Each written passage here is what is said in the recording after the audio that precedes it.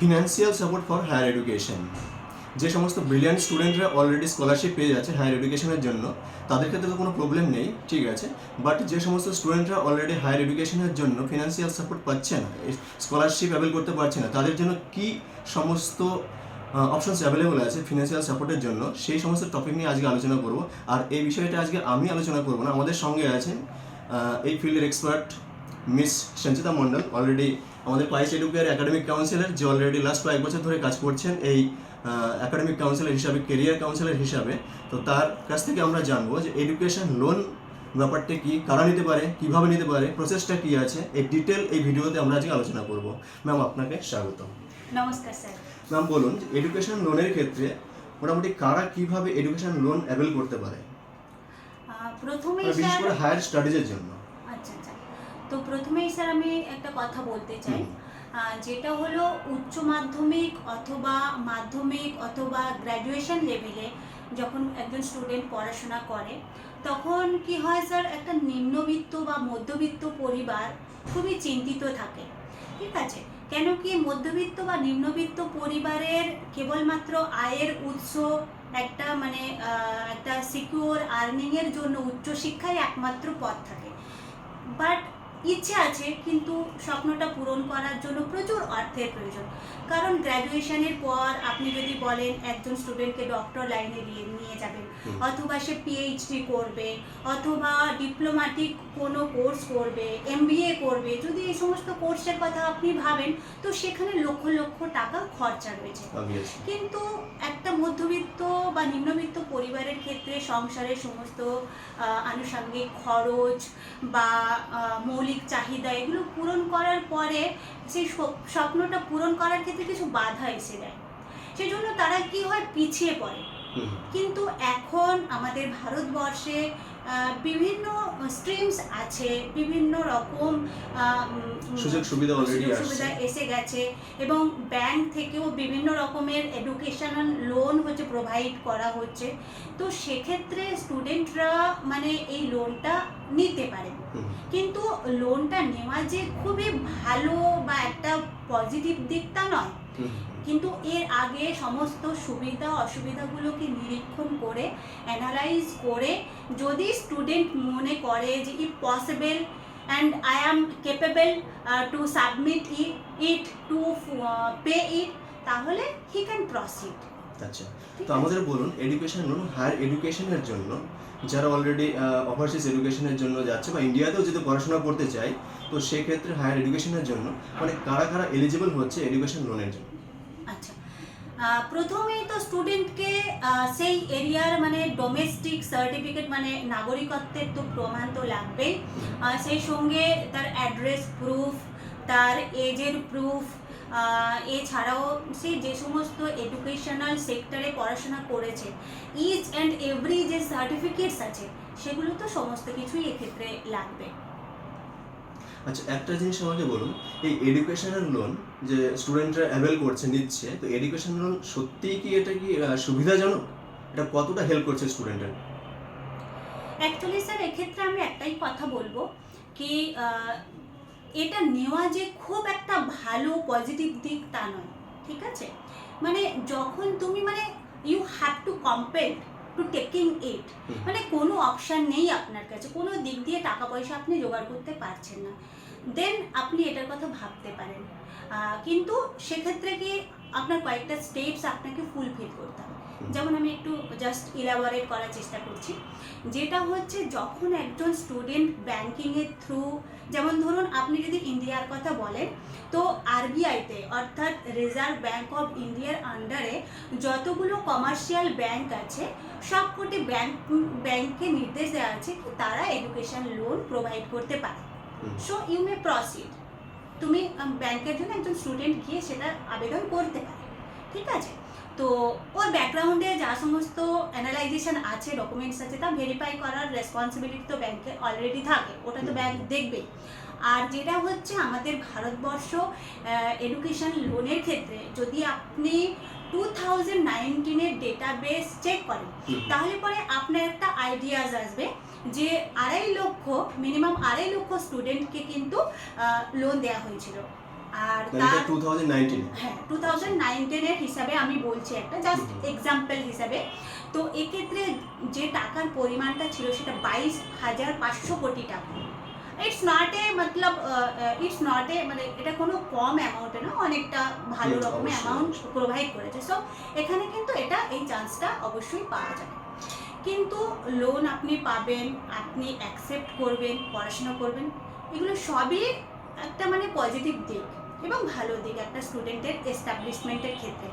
তো সেক্ষেত্রে আপনাকে যে বিষয়গুলো জানতে হবে কি, যখন আপনি কোনো ব্যাংকের থ্রু লোন নিতে যাবেন তখন আপনাকে অবশ্যই জাস্টিফাই করা দরকার, অ্যানালাইজিং করা দরকার যে আপনি ধরুন ডক্টর কোনো কোর্স করছেন, ধরুন এমবিবিএস পড়ছেন, বিএড পড়ছেন, বিএসসি পড়ছেন, এই সমস্ত স্টুডেন্টরা লোন নিতে পারে। বা অথবা কোনো স্টুডেন্ট এমবিএ করতে যাচ্ছে, অথবা কোনো স্টুডেন্ট কোনো ডিপ্লোম্যাটিক কোর্স করছে, আইআইটি লেভেলের পড়াশোনা ডিপ্লোমা করছে। কোর্স যেগুলো হ্যাঁ করছে। হ্যাঁ, এইগুলোর ক্ষেত্রে অথবা কেউ পিএইচডি করতে যায়, তো তারা কিন্তু লোন নিতে পারে। কিন্তু সেক্ষেত্রে লোন নেওয়ার ক্ষেত্রে কিন্তু অবশ্যই দেখতে হবে ব্যাংক কিন্তু যে কোনো ইনস্টিটিউশনসকে এমনি এমনি লোন দিয়ে দেবে না, ঠিক আছে। প্রথমে কি করে না, প্রথমে দেখবে ব্যাংক যে তুমি কোন ক্যাটেগরির ইনস্টিটিউশনে পড়াশোনা করছো, সেটা টপ মেডিকেল কলেজের মধ্যে আছে কিনা। কেন কি এই লোন পরিশোধ করার responsibilities only depends on the student, ঠিক আছে স্যার। তো এই জন্য স্টুডেন্টকে সেটা কিন্তু খুব ভালো করে অ্যানালাইজ টপ করতে হবে। লেভেলের সেই হ্যাঁ, রকম হ্যাঁ। কলেজ থেকে তাকে পড়াশোনা করতে হবে। সেখানকার মানে একাডেমিক মতলব একাডেমিক ইন্টেলেকচুয়াল যে ক্যাপাবিলিটি সেটা ঠিকঠাক আছে কিনা, 100% কিনা, সেটা অবশ্যই স্টুডেন্টকে কিন্তু জাজ করতে হবে। নাহলে কিন্তু ব্যাংক তো লোন দেবেই না। আর যে স্টুডেন্ট ব্যাংক নেবে, যদি কোনো ফর্চুনেটলি যদি সে পেয়েও যায়, কিন্তু পরবর্তীকালে তার অনেক রকম প্রবলেম ফেস করতে হবে। আচ্ছা আচ্ছা ম্যাডাম, আমাদের নেক্সট বলুন যে এই এডুকেশন লোন অ্যাভেল করার যে প্রসেসটা, মানে কোথায় আমরা ওটাকে অ্যাপ্রোচ করব, কিভাবে অ্যাপ্রোচ করব, সে পুরো প্রসেসটা একটু যদি আমাদেরকে বলতেন। আচ্ছা, তো স্যার যে ব্যাপারটা হচ্ছে মোস্ট অফ দ্য ইম্পর্টেন্ট, সেটা হচ্ছে ব্যাংক তো লোন দেবে, ঠিক আছে, কিন্তু কোন কোন ক্ষেত্রে কত টাকা পর্যন্ত এই লোনটা তারা পেতে পারবে। ধরুন হচ্ছে যদি কোনো স্টুডেন্ট ইন্ডিয়ার মধ্যে পড়াশোনা করে, তাহলে ম্যাক্স টু ম্যাক্স ও 10 লাখ পর্যন্ত এডুকেশন লোন পেতে পারবে, ঠিক আছে। আর যদি কোনো স্টুডেন্ট চায় কি আমি অ্যাব্রডে পড়াশোনা করব, কেন কি দেখুন স্যার, এখন যদি বর্তমান যে সিচুয়েশনস, সেই সিচুয়েশনসের উপরে দাঁড়িয়ে আপনি যদি বিবেচনা করেন, সেক্ষেত্রে কিন্তু আমাদের ইন্ডিয়ার মধ্যে পড়াশোনার যে খরচাটা, সেটা আ লট অফ ডিমান্ড, ঠিক আছে। একটা মানে খুব হায়ার ফি স্ট্রাকচার এখানে বিয়ার করতে হয়, যেটা একটা নিম্নবিত্ত পরিবারের পক্ষে পসিবল নয়। ইন্ডিয়াতে প্রাইভেট মেডিকেলের ক্ষেত্রে তো আমরা মানে সেটা ভাবতেও পারি না। হ্যাঁ হ্যাঁ, যেমন ধরুন আমাদের এখানে এমবিবিএস আমরা তো করাচ্ছি, অলরেডি আমরা ফেস টু ফেস দেখতেও পাচ্ছি, তাই না। মানে স্বপ্ন আছে, ইচ্ছা আছে, কিন্তু উপায় নেই, ব্যাপারটা হচ্ছে। কিন্তু এরকম পজিশনে কি করছে most of the number student, তারা কি করছে, have to compelled to go outside, out of country for taking their admission. তো সেক্ষেত্রে স্যার আমি বলবো কি, এই যে ওরা যাচ্ছে, এর যৌক্তিকতা তো আমাদের বিচার করে মানে আমরা কিছু কিনারা খুঁজে পাবো না। তো সেক্ষেত্রে অ্যাব্রডের ক্ষেত্রে যে লোনের অ্যামাউন্টটা থাকছে, ওটা ম্যাক্সিমাম 20 লাখ পর্যন্ত পেতে পারে, আচ্ছা, ঠিক আছে। তো এখন হচ্ছে এর প্রসেসটা, হ্যাঁ, কিভাবে ওটা প্রসেসটা হচ্ছে আপনার, মানে কোথায় অ্যাপ্রোচ করব, কাকে অ্যাপ্রোচ করব, কিভাবে সেটা পাবো আমরা।